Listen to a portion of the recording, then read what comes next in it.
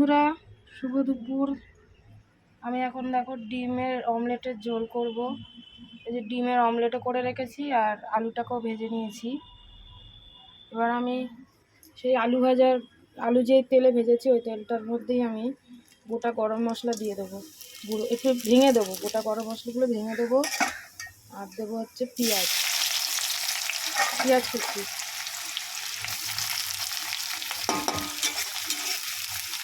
আমি দুটো বড় সাইজের পেঁয়াজ দিয়েছি, তোমরা তোমাদের পরিমাণ মতন আন্দাজ করে দেবে। পেঁয়াজটা লাল করে ভেজে নিতে হবে বন্ধুরা, তারপরে ফিরে আসছি।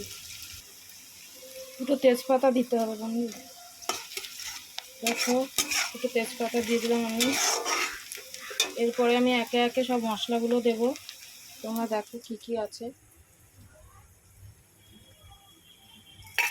পেঁয়াজ বাটা, আদা বাটা, লঙ্কা বাটা, রসুন বাটা, টমেটো কুচি।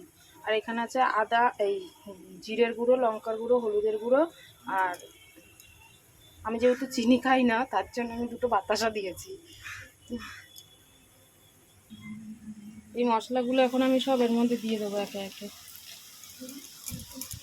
একটু জলে ভিজিয়ে দিলে ভালো হতো।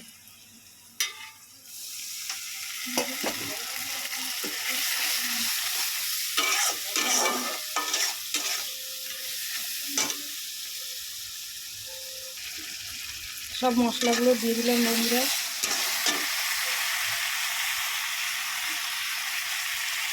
দিয়ে একটা ভালো করে এবার কষতে হবে। কষিয়ে একটু কষা কষা হয়ে গেলে এর মধ্যে আলুগুলো দিয়ে দিতে হবে। আলুগুলো দিয়ে একসঙ্গে কষাই। মশলা যত ভালো করে কষাবে তত তরকারির স্বাদ হবে। তা বলে এই না যে পুড়ে যেন না যায়, তাহলে তরকারির কালারও নষ্ট হয়ে যাবে, স্বাদও নষ্ট হয়ে যাবে।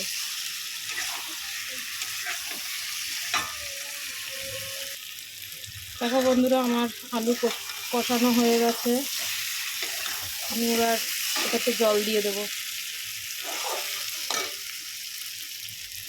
জল দিয়ে ঢাকা দিয়ে দেবো।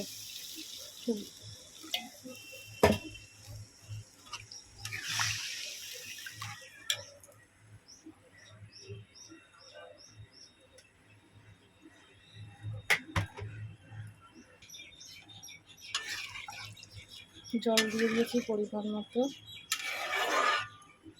এবার আমি ঢাকা দিয়ে দেবো, ফুটুক, তারপরে ডিমের অমলেটগুলো দিয়ে নামিয়ে নেব। বন্ধুরা দেখি কতটা হয়েছে।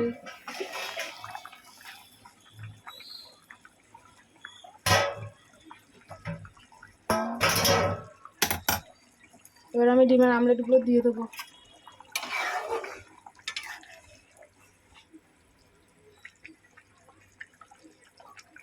আলু সেদ্ধ হয়ে গেছে। এটা আমি দুটো করে ডিম একসঙ্গে অমলেট করে মাঝখান থেকে কেটেছি।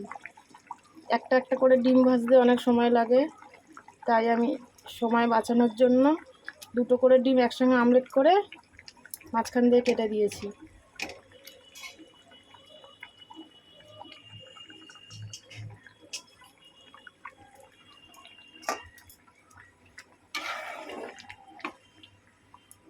একটু ঢাকা দিয়ে দিই।